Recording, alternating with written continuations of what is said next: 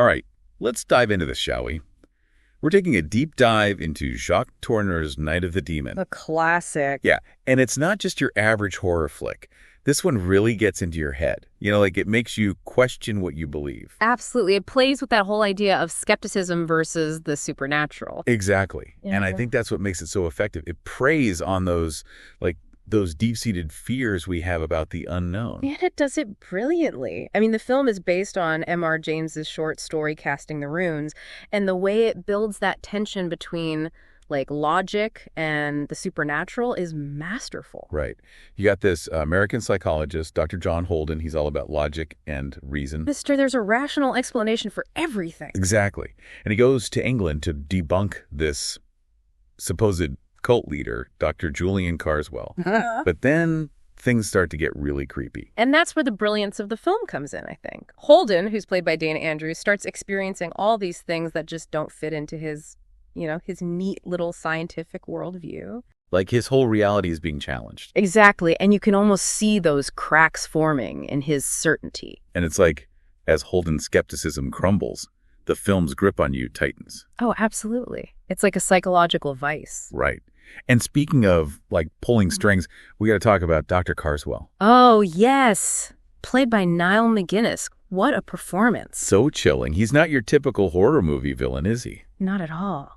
Karswell has this strange duality. He's charming, he's sophisticated, but then there's this underlying darkness. Yeah, you never really know if he's just a really good manipulator or if he actually has these supernatural powers. Exactly. And MacGinnis just plays it perfectly. You're constantly guessing. Which makes him all the more terrifying, that ambiguity, that uncertainty. Absolutely. It's like the film is saying, hey, evil doesn't always have to wear a scary mask. Right. Sometimes it's hiding in plain sight.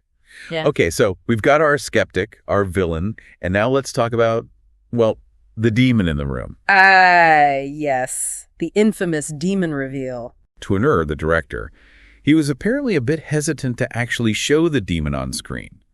He wanted to leave it more to our imaginations. But, they ended up showing it. And it's caused quite a bit of debate among, film critics and fans. Some people think it kind of ruins the subtlety of the film.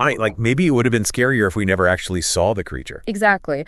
But on the other hand, there's also something to be said for the visceral impact of actually seeing the monster. Especially back in 1957 when special effects were still pretty new and, kind of shocking. Yeah, audiences back then wouldn't have been as desensitized to CGI monsters like we are today. Seeing that physical creature on screen would have been genuinely unsettling. I can imagine. So yeah, the demon might be a point of contention, but one thing everyone agrees on is the atmosphere. Oh, absolutely. Night of the Demon is a masterclass in atmosphere. The way Tourneur uses shadows and fog, those close-up shots, it's like he's weaving this tapestry of dread. Exactly. And it's all very deliberate. Every shot, every camera angle is designed to make you feel uneasy. Right. And then there's the music. Clifton Parker's score is like listening to a nightmare. It's so subtle, but so effective. It gets under your skin. It keeps you in this constant state of anticipation, like something bad is about to happen. Exactly. And it all comes back to that central theme of belief and skepticism. The film never really gives you a straight answer. It just throws all this creepy evidence at you and asks, what do you believe? Right. It's playing with that idea of cognitive dissonance, Like Holden, the ultimate skeptic, he's confronted with all these experiences that just don't fit into his worldview. So he has to choose, right? Either cling to his rationality or accept the possibility of something truly unexplainable. Exactly. And it's that struggle, that internal conflict that makes the film so compelling, so unsettling. It's like it makes you question your own beliefs, your own understanding of the world. But before we go too deep into that, let's talk a bit about the pacing of the film. Oh, yes. The pacing. It's deliberate, almost methodical. It's not a film that relies on jump scares. No, it's more about building a slow, creeping dread, a sense of unease that just seeps into your bones. Right, like Tourneur is slowly tightening a vice around your nerves, ratcheting up the tension with each scene. Exactly. He's a master of suspense. All right, welcome back to our deep dive into Night of the Demon. Back into the darkness. So we talked about how effective the film is at, creating suspense and atmosphere. Oh, yeah. But what's it all about, really? What's the message behind all the chills and the spooky stuff? Well, that's where things get really interesting. Night of the Demon isn't just a supernatural thriller. It's grappling with some pretty profound ideas about belief, doubt, and, the human condition. Right. That whole tug of war between reason and the irrational keeps coming up. Exactly. And the film doesn't shy away from that tension. You've got Dr. Holden, who represents the skeptical scientific side of things, and then you've got Dr. Karswell, who embodies those darker, more mystical forces. Right. Like the film is constantly asking us, what do you believe? Precisely. And it never explicitly takes sides, which I think is one of its strengths. It presents both perspectives, Holden's rationality and Karswell's embrace of the occult, and lets the audience wrestle with those conflicting ideas. It's like the film is saying, hey, here's all this weird stuff, some of it totally unexplainable, make of it what you will. Exactly. And that ambiguity is what makes it so compelling. It doesn't give you easy answers. It forces you to confront your own biases, your own fears, and ultimately your own beliefs about the nature of reality. Which feels pretty relevant today, don't you think? I mean, we live in a world where we're bombarded with information, with all these competing narratives about what's real and what's not. Oh, absolutely. In a lot of ways, Night of the Demon is a commentary on that very human need to believe, even when there's, a mountain of evidence to the contrary. It's like, as humans, we crave meaning, whether it's through science, religion, the paranormal, even a good conspiracy theory. Exactly. And that belief can be incredibly powerful, both for good and for bad. It can inspire us, give us a sense of purpose, but it can also lead to, fanaticism, close-mindedness, even violence. So it's not necessarily about condemning belief itself, Right. but more about the danger of clinging to those beliefs blindly, without questioning, without being open to other possibilities. Right. And that's where Dr. Holden's journey is so fascinating. He starts out as this staunch skeptic, determined to debunk the supernatural. But then he's confronted with all this, inexplicable phenomena, and his carefully constructed worldview starts to crumble. He's forced to consider that maybe, just maybe, there are things out there that science can't explain. Absolutely. It's a total existential crisis for him. Everything he thought he knew about the world is being challenged. And that's what makes Night of the Demon such a profound and unsettling film. It's not just about monsters and curses. It's about that fragility of our own beliefs and the terrifying possibility that everything we think we know could be wrong. It makes you wonder if the question of whether the demon is real or not is even important. Right. What really matters is the effect that belief or disbelief has on the characters. It's about the psychological torment, the doubt, the fear that eats away at them. So the demon is more like a metaphor for the unknown, for the things that we can't comprehend or control. Exactly. And whether it's a literal monster or, a figment of our collective imagination, it represents something primal and terrifying that we can never fully escape. Wow, that's heavy. Okay, but shifting gears a bit, I wanted to talk about the film's production.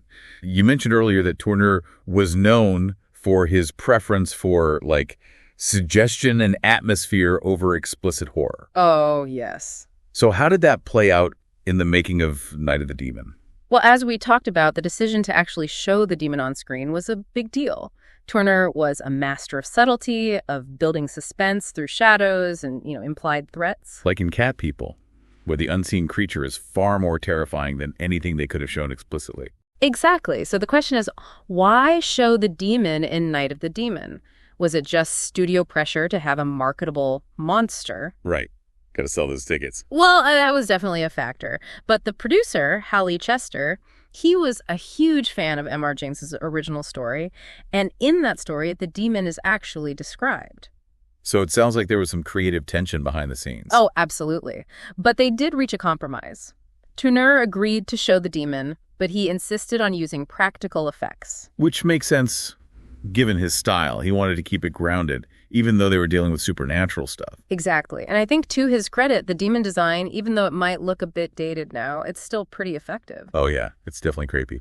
Plus, I can only imagine how unsettling it must have been for the actors to see that thing on set. Oh, I bet. That kind of on-set fear definitely translates to a more authentic performance. Right. So even though Tourneur wasn't thrilled about showing the demon, he still made it work. He did. He used his mastery of atmosphere and suspense to create something truly memorable. It's like he turned a potential compromise into a strength. Now, going back to Dr. Karswell for a minute, he's such a fascinating villain. What do you think makes him so compelling? I think it's that duality we talked about earlier, that mix of charm and menace. He's obviously intelligent, sophisticated, even charismatic.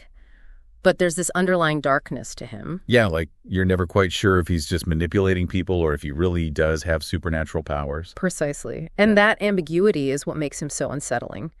Is he a skilled hypnotist preying on people's subconscious fears? Or is he tapping into something darker, something beyond rational explanation? He's like a walking embodiment of the film's central question, right? What's real and what's just a trick of the mind? Exactly. And speaking of tricks of the mind, there are some interesting connections between Karswell's methods and, real-world practices like mesmerism and hypnosis. Oh, for sure. The film is full of imagery and symbolism that alludes to that kind of power of suggestion. Like, think about the scene where we first meet Karswell. He's performing a magic act, captivating his audience with his words and gestures. Yeah, it's a very deliberate choice, isn't it? Totally. And throughout the film, he uses language in this very calculated way, almost like he's casting spells with his words, planting suggestions, manipulating perceptions, preying on fears. He even refers to himself as a psychologist, which is like a direct link to the power of suggestion and mental influence. Right. And then there are the runes, those ancient symbols with their mysterious power. Oh, yes. The runes. They're not just a plot device. They represent those unseen forces at work. That idea that there are things we can't understand that can still influence our lives. They're like a visual metaphor for the whole film, right? Exactly. They represent the unknown, the mystical, the things that we can't easily explain or control.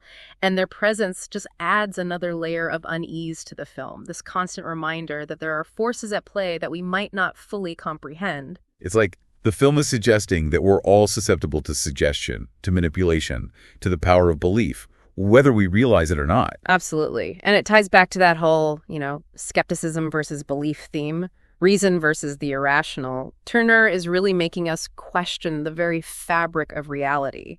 That's pretty heady stuff for a horror film.